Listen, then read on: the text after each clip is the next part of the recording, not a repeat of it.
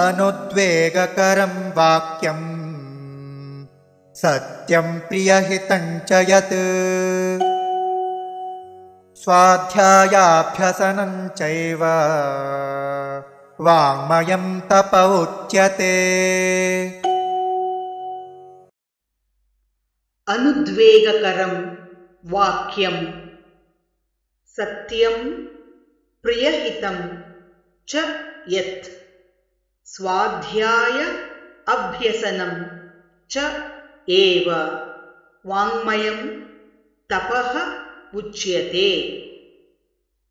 अनुद्वेगकरं वाक्यम् अनुद्वेगकरं वाक्यं सत्यं प्रियहितं च यत् सत्यं प्रियहितं च यत् स्वाध्यायाभ्यसनं चैव स्वाध्यायाभ्यसनं चैव वाङ्मयं तप उच्यते।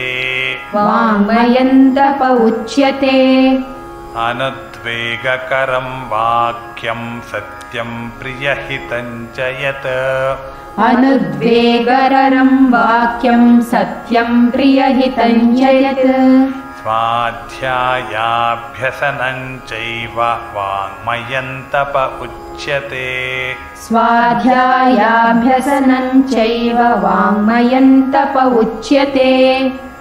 अनुद्वेगकरं वाक्यं सत्यं प्रियहितं च यत् स्वाध्यायाभ्यसनं चैव वाङ्मयं तप उच्यते।